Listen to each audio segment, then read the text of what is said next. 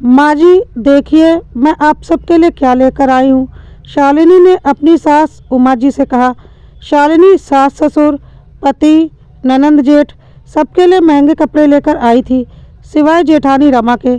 शाम को किचन में रमा को जाते देखकर शालिनी ने कहा, भाभी सुनिए ना, ये लीजिए, जेठ जी और बच्चों के लिए नया टैबलेट लेकर आई थी। रमा ने कहा, शालिनी एक बात तुम्हें मैंने पहले भी समझाया था और आज फिर कह रही हूँ, इतने महंगे गिफ्ट हर महीने लाने की क्या ज़रूरत है। पैसे की बचत भी करना सीखो। आज की बचत ही कल हमारे काम आती है। तुम पूरी तनख्वाह क्यों खर्च कर देती हो? पूरी एक महीने की मेहनत के बाद ये पैसे आते हैं और तुम खर्च करने में एक पल भी नहीं लगाती। मैं तुम्हें तुम्हारी भलाई के लिए ही कह रही हूँ। इतना सुनते ही शालिनी को गुस्सा आ गया। उसने कहा, भाभी मुझे पता था कि आप अपना लेक्चर ज़रूर देंगी, इसलिए मैं आपके लिए कुछ नहीं लाई, ना आगे से लेकर आऊँगी। दरअसल आप ये सब मेरी भलाई के लिए नहीं, अपनी जलन में कह रही हैं। आपको जलन होती है कि मैं आपसे ज़्यादा कमाती हूँ। आप सबके लिए इतने महंगे गिफ्ट ला ही नहीं सकती, क्योंकि इसके लिए बड़ा दिल चाहिए, जो आपके पास तो बिल्कुल भी नहीं। आप एक मिडिल क्लास कंजूस औरत है। यह सब सुनकर रमा की आंखों में आंसू आ गए। वो अपने कमरे में जाने लगी। तभी उमा जी ने कहा, रुको रमा, शालिनी, बड़ों से बात करने का ये तरीका तुम्हें सिखाया गया है? रमा ने तुम्हारी भलाई के लिए तुम्हें बचत करने को कहा है और तुम उसको जलन और कंजूसी का नाम दे रही हो। आज एक बात मेरी तुम ध्यान से सुन लो, तुम्हारी ये महंगे गिफ्ट या कोई चीज़ मेरी बहू रमा की जगह कभी नहीं ले सकता। और हाँ, अपनी इस बात के लिए तुमको एक दिन पछतावा ज़रूर होगा। शालिनी वहाँ से पैर पटकते हुए गुस्से में अपने कमरे में चली गई। शालिनी ने अपने पति अमन को ये बात बताई।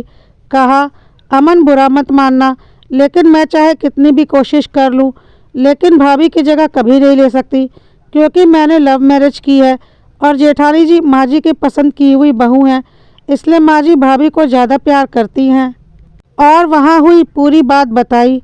तब अमन ने कहा, शालिनी, आज एक बार फिर मैं तुमको समझा रहा हूँ कि तुम जितना गलत भाभी को समझती हो, वो उतनी गलत नहीं है, बल्कि समझदार और सुलझी हुई हैं। तुमसे तो वो कभी जलन रख ही नहीं सकती, क्योंकि उन्होंने ही पूरे घर को हमारी शादी के लिए राजी किया था। देखो अमन, तुम भी नहीं समझ रहे। मैं कोई छोटे मोटे घर की बेटी नहीं, मुझे पैसों की कोई कमी नहीं। मैं अपने शौक़ के लिए ही नौकरी करती हूँ, वरना मैं जो चाहूँ वो मेरे पापा मुझे तुरंत दिला देंगे।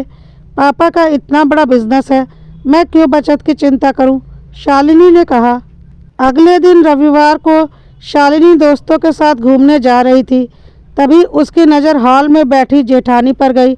उसने गुस्से से अपना पर्स उठाया और फ़ोन हॉल में टेबल पर ही भूल गई।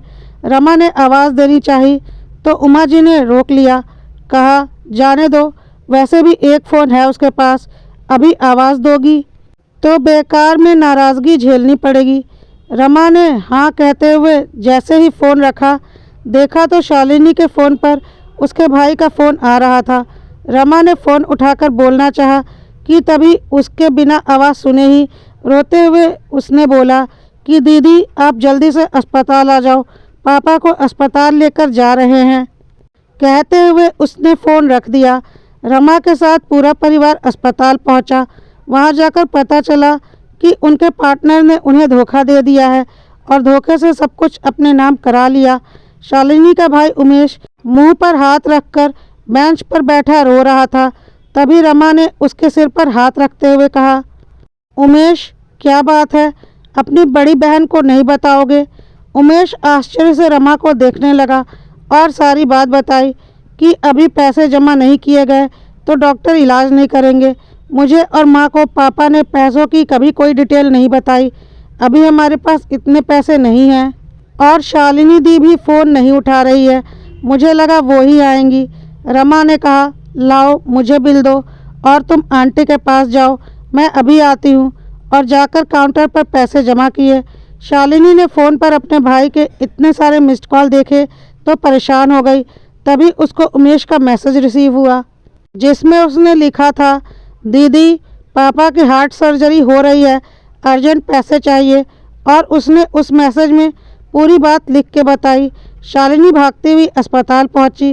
तब तक ऑपरेशन हो चुका था। वहाँ सिर्फ अमन और उमेश मौजूद थे। शालिनी रोए जा रही थी। तब अमन ने कहा, शालिनी घर चलो, अभी पापा को आईसीयू में रखा है, अब कल सुबह ही मिलना हो पाएगा। शालिनी ने अमन से कहा, अमन मुझे उमेश से 1 मिनट कुछ बात करनी है। हाँ ठीक है, करके आओ, मैं कार में बैठा हूँ। शालिनी ने उमेश से कहा, उमेश तूने पैसों का इंतज़ाम कहाँ से किया? क्या अमन से लिया या मेरे ससुराल वालों से? उनको तूने सारी बातें बता दी क्या? शालिनी मन ही मन सोच रही थी कि अब उसको हमेशा ताने सुनने पड़ेंगे। तब उमेश ने कहा, नहीं दीदी, सिर्फ रमा दी को सारी बात पता है और उन्होंने ही अस्पताल के पैसे दिए बिना किसी को बताए। दीदी वो तो बहुत अच्छी हैं, डॉक्टर से बात की और बिना किसी शोरगुल के मदद भी की। अगर आज वो ना होती तो ना जाने क्या होता। वो तो माँ को भी अपने साथ घर लेकर गई हैं।